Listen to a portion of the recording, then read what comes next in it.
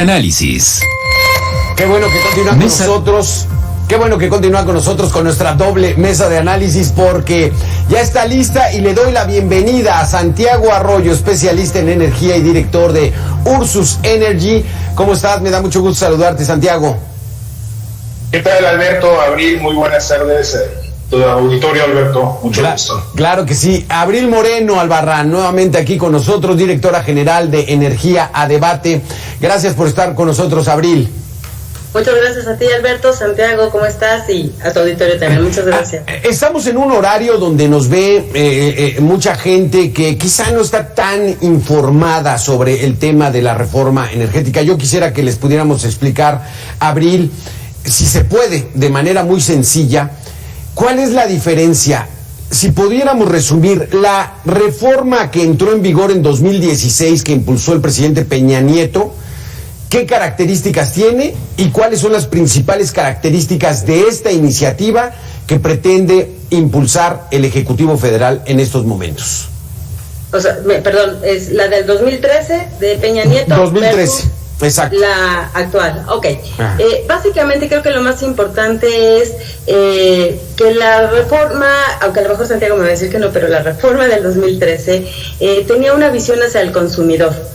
En la reforma del 2013 lo que hacía también era abrir los mercados, justamente por ejemplo en la parte de la cadena de valor de electricidad, le permitió que la parte de generación y suministro pudiera participar los privados. En la parte de transmisión y distribución se quedó nuevamente, o sea, se quedó como monopolio del Estado, ¿no?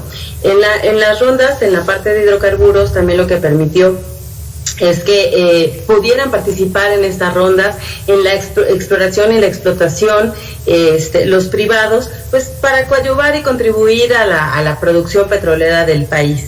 Y también abrió el mercado para todas las gasolineras, para que pudieran ir cambiando de marca, los empresarios gasolineros trajeran importaciones o sus propias gasolinas con sus propios aditivos e incluso pues se construyeran nuevas, ¿no? Entonces yo creo que lo más importante son esas dos características: abrió el mercado y apoyó o tuvo una visión hacia el consumidor, a diferencia de la que tenemos ahora, que es monopólica, ¿no? Que es regresar a eso. ¿Qué vemos con esto, Santiago? La de 2013 pretendía abrir, vemos gasolinas de otras marcas, ¿no? Ya hay opciones para el usuario, ¿no? Pues a mí me gusta esta está más barata, yo me quedo con la de Pemex, en fin.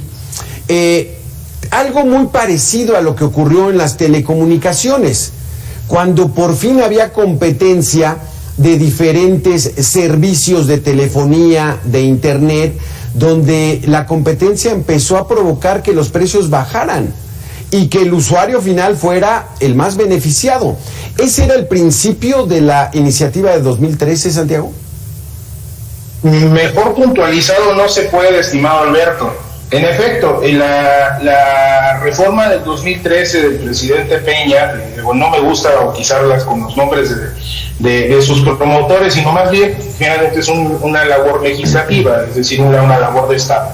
En este sentido, la reforma del 2013 tenía una perspectiva de industria y de mercado, más, digamos, de manera tangencial para el consumidor, ¿no?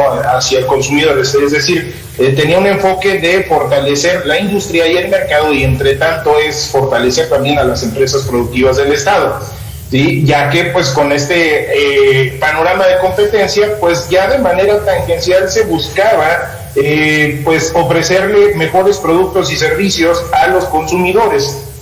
Ese es, digamos, el enfoque principal de la reforma del 2013, y que ese básicamente era el espíritu. Ahora, poniéndolo con esta digamos, contraposición que tú haces con la industria de las telecomunicaciones, en efecto, la idea era abrir el mercado para que así más participantes pudieran ofrecer mejores productos y servicios a mejores precios o precios más competitivos, tal cual sucede el día de hoy con las telecomunicaciones. Cuando recordábamos que anteriormente un minuto de tiempo aire de llamada celular costaba alrededor de 14, 15 pesos, ahorita actualmente hasta te lo regalan, y ya la vertiente de servicios cambió hacia datos móviles, a los famosos cabaurios. Entonces, en este sentido, pues ya el mercado evolucionó hacia otras cosas, que esa era la intención. Pero estamos hablando que la reforma de las telecomunicaciones empezó por ahí en los años 94, 95, y la madurez pues tardó casi 30 años. Entonces eso fue una de las grandes errores o de las grandes fallas de la administración peñanietista respecto a la comunicación de la reforma. O sea, le prometieron a la gente soluciones mágicas cuando realmente el tiempo de maduración era muchísimo más amplio. Aquí es donde quisiera yo abrir este tema contigo, Abril. El abrir al sector privado, el abrir a la competencia de marcas, el abrir a esta disputa, nos quita verdaderamente nuestros recursos, nos saquean, o sea, el beneficio se lo llevan empresas privadas, empresas extranjeras. Como mexicanos nos sentimos desprotegidos y saqueados, ¿así es? Bueno, nos sentimos porque creo que ha habido una campaña de comunicación muy fuerte del gobierno actual, en donde justamente nos están diciendo que por la entrada de los privados nos han saqueado, nos han robado, y entonces estamos en peores condiciones y hay que proteger a las empresas del Estado porque son las únicas que van a proteger nuestro patrimonio, ¿no? Sin embargo, creo que está equivocado. Te voy a dar un claro ejemplo. En la parte de, al entrar, tuvimos un crecimiento impresionante en materia de renovables. Por ejemplo, en la solar crecimos aproximadamente en un 4,000%. Había muchas inversiones y mucha gente quería venir.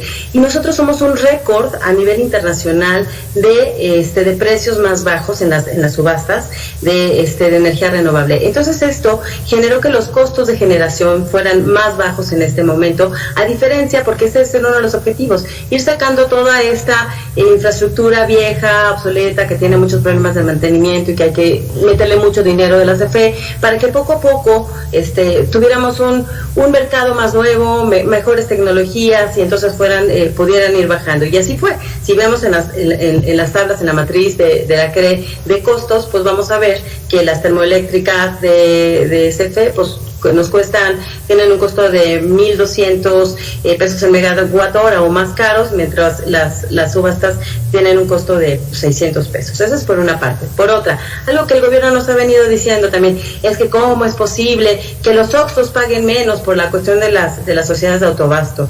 No, bueno, más bien es cómo es posible que la CFE no pueda reducir los costos para que no nos tengan que subsidiar tanto, para que no haya un impacto tan fuerte en las finanzas públicas y para que puedan generar a costos más bajos, en lugar de y que todo se generalice con costos más bajos. De hecho, una de las ahorita con Va por México, de los tres partidos PRI, PAN y PRD, justamente esa es una creo que de las fortalezas que tiene esta nueva propuesta, que es reducir que las empresas, digamos, esos pequeños comercios que están quizás en mediana tensión, que puedan meterse a cambiarse suministro básico, o sea, las tarifas, el suministro calificado a tarifas de mejores precios, es decir, igualarlos, lo voy a decir en otras palabras, igualarlos a los precios de los costos, de los OXXOs, por ejemplo. Entonces, este es un beneficio. En realidad, ha sido mucha la campaña de la comunicación de este gobierno en donde estamos perdiendo y nos están robando, ¿no? Y como decía Santiago, esto es un proceso. Lo que pasa es que esto entró en 2013. Por ejemplo, las gasolinas se liberalizaron en el 2017. Esto quiere decir que el actual gobierno entró pues en el 2018, finales del 2018, principios del 2019. No permitieron, realmente en España tardó 10 años en que los precios de las gasolineras realmente se reflejaran en el consumidor. Pues aquí no se permitió, o sea, no dieron el tiempo para que pudiéramos abaratar. Ustedes mismos lo dijeron en las telecomunicaciones, 30 años.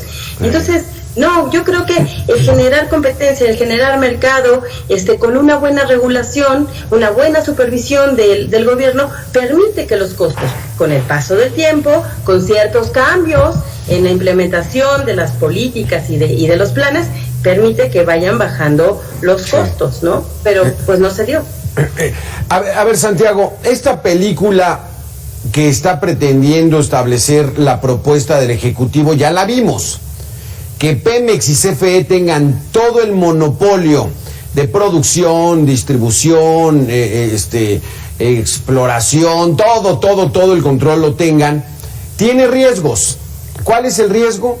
Que los gobiernos en turno utilicen estas empresas para sus fines particulares, no para el fin general, que haya corrupción y que se generen sindicatos muy corruptos, se desvíen los recursos, haya funcionarios que tengan... O sea, esto ya lo vimos, pero vamos a darle el beneficio de la duda.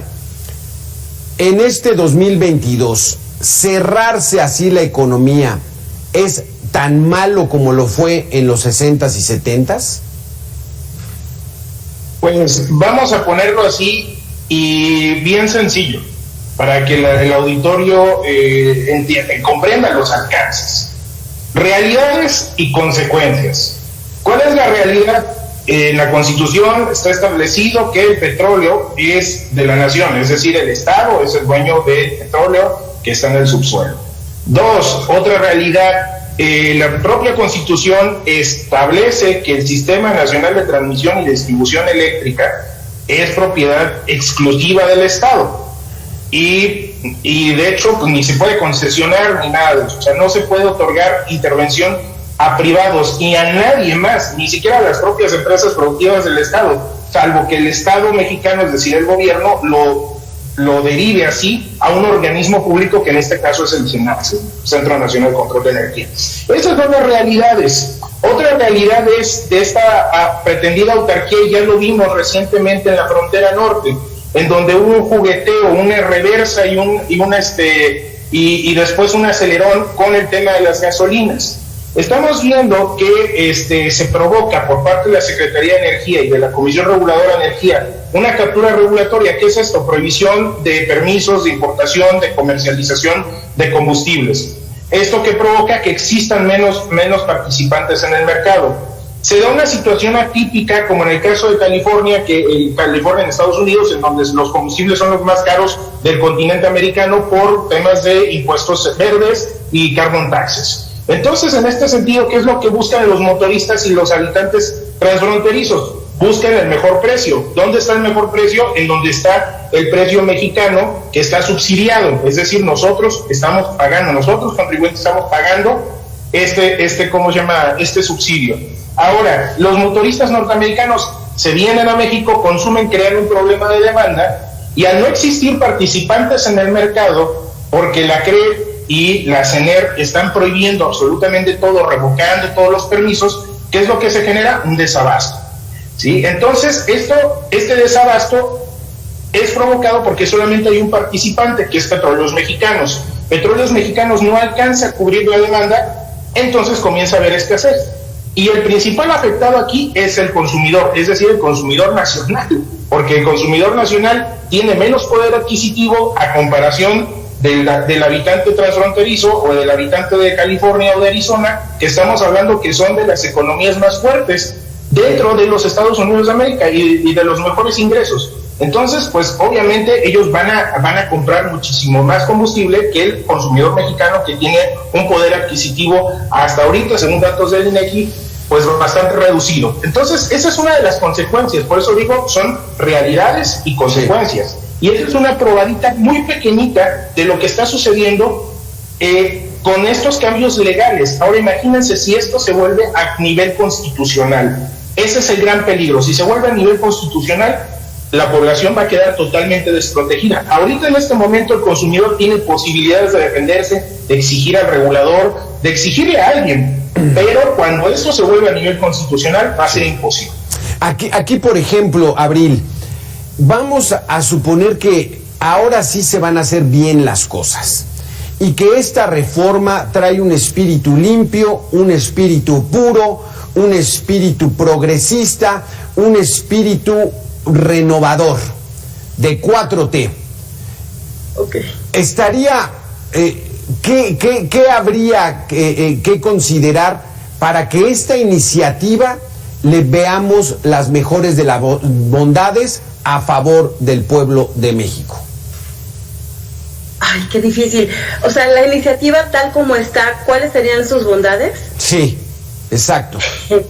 No te puedo responder eso porque creo que es una iniciativa que no ve por el consumidor, que no ve por el pueblo, que no garantiza los precios bajos, que está inhibiendo el mercado, que está inhibiendo las inversiones y peor aún, está generando problemáticas con los acuerdos internacionales que tenemos con otros países, que si hoy está paralizado el sector energético en los tribunales, mañana, claro que cuando se vaya el presidente López Obrador, es cuando se van a aplicar estas repercusiones que voy a comentar. Vienen los arbitrajes internacionales de los países con los que tenemos acuerdos. Somos el país que más acuerdos internacionales tiene, tenemos cerca de 12 acuerdos, y entonces ni el FOBAPROA se va a quedar cortito. La cantidad de dinero que vamos a tener que pagar por tema de arbitrajes, por temas de amparos, no le vamos a ver llegar. La verdad que va a ser un problema terrible. Además, al haberse, ahorita como lo que decía Santiago, o sea, han impedido, han quitado los permisos, o sea, no los están expidiendo, y además muchos los están quitando porque quieren que solamente Pemex sea pues la única empresa que venda, suministre las gasolinas o los combustibles. Entonces, vamos a perder ya de por sí 6 años en donde se paralizaron las subastas, que eran los precios récord más bajos que había a nivel mundial de eléctricas. Se paralizaron las rondas en donde, pues para incrementar la producción que quiere el presidente de 2 millones de barriles o más de 2 millones de barriles, pues solito Pemex no tiene la capacidad ni económica ni técnica para poderlo hacer, y se necesita que entre los privados. Ese es un tema importante, Abril. A partir de que llegó este gobierno, se empezaron a reducir los permisos, las concesiones, las autorizaciones para participar, iniciativa privada, en el sector energético.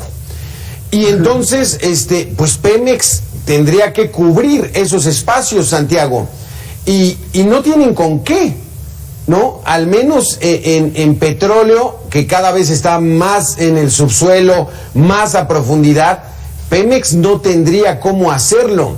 Entonces es una contradicción, o ¿cómo podemos verle bondades? Por favor, Santiago, haz el esfuerzo.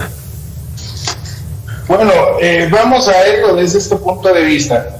Y retomando un poco el comentario que haces, no solamente Pemex, ya está sucediendo al día de hoy con la Comisión Federal de Electricidad. La Comisión Federal de Electricidad solicitó a la Comisión Reguladora de Energía un aumento del 800% en transmisión y distribución de eléctrica, y esto provoca pues un aumento en los recibos de electricidad que nosotros pagamos, además de que cambian el orden del despacho, y esto provoca más apagones. ¿Por qué? Porque el sistema finalmente se ve comprometido. Este es otro elemento bastante negativo, un derivado bastante negativo, y que estamos viendo con esta reforma que incluso se está discutiendo en la Suprema Corte de Justicia de la Nación, que es la reforma de la ley de la industria eléctrica. Ahora, si nos vemos más allá de todo esto, si vemos o tratamos de ver un derivado positivo, y si el gobierno de la República, representado, o en este caso dirigido por López Obrador, considera que el pueblo de México es única y exclusivamente los sindicatos electricistas y petroleros,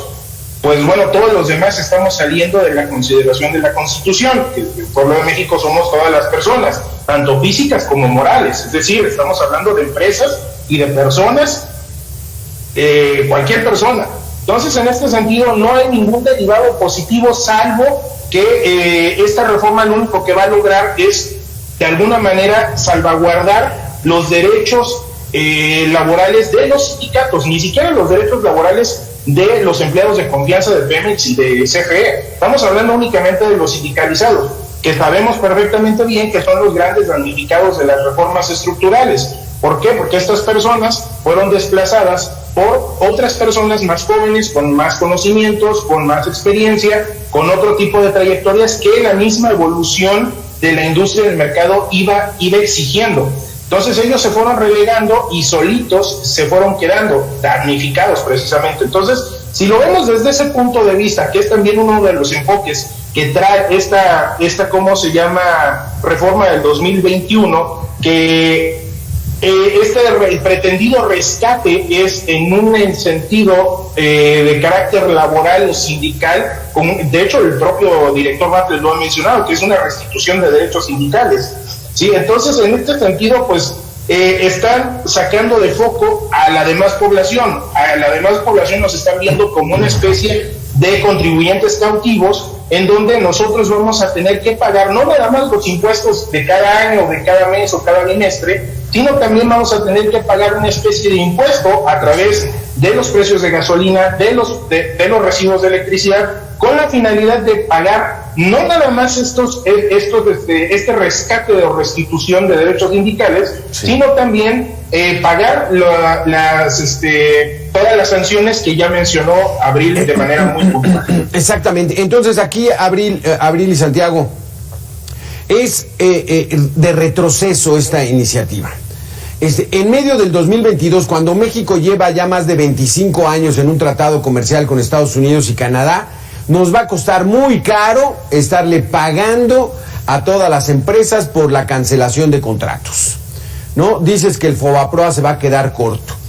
¿Por qué está buscando así? De manera breve, porque ya se nos está acabando el tiempo. Esta pregunta es para los dos. ¿Por qué está buscando el gobierno esta salida? De que nos cueste, de que nos cerremos, de que vayamos en contra del desarrollo del mundo. ¿Por qué? Rápidamente, Abril. Hoy, pues simplemente es que es un tema primero ideológico, ¿no? Que es la carga que trae el presidente y Bartlett desde pues de los años cuando ellos fueron mozos y jóvenes, en donde vieron un Pemex y unas empresas del Estado paraestatales pues ricas, abundantes y completamente diferentes. Esa es por una parte. Y la segunda, que es la que me parece más importante, es que es un tema político, es control electoral. Esto que decía Santiago, de los sindicatos, pues sí, restitución de los derechos laborales de los sindicatos, pero mientras en Salina Cruz, en la refinería, tienen 3,000 trabajadores, en Estados Unidos son 300 trabajadores. El costo de la refinación es altísimo solamente por la mano de obra y el capital humano del país. Entonces, pero ¿por qué lo hacen con los sindicatos? Porque son votos, porque quieren permanecer más allá del 2024, porque quieren fortalecer y quieren ganar más estados, porque quieren ganar el Congreso. Entonces, tendrían el poder absoluto nuevamente de los energéticos, de los sindicatos, de los votos, y bueno, pues continuaríamos siendo derechohabientes del gobierno. Es un tema de control, de totalitarismo, sí, estatal, ¿no? Esa figura famosísima de papá gobierno, ¿no? Que era muy, sí, clásica en los 70s. O sea, mucha gente trabajaba en la burocracia y las secretarías de Estado estaban repletas de empleados, porque papá gobierno me está dando empleo. Nos está dando seguro, ¿no? Gracias a papá gobierno vivimos, y entonces todo se lo debemos a papá gobierno, y entonces pues votemos porque papá gobierno no cambie. O sea, qué terrible historia esta película de terror. Ya la hemos visto muchísimo tiempo. Gracias, Abril Moreno, gracias, Santiago Arroyo, por haber estado con nosotros. Ya nos dieron mucha claridad sobre este tema y vamos a continuar sobre el mismo aquí en Mega Noticias, y esperamos que sigan con nosotros ustedes dándonos claridad en esta reforma eléctrica del 2021 que entra en su etapa de decisión final. Gracias a los dos por haber estado con nosotros. Muchas gracias a ti, Alberto, y a tu auditorio. Gracias, Alberto. Gracias, muy buena tarde.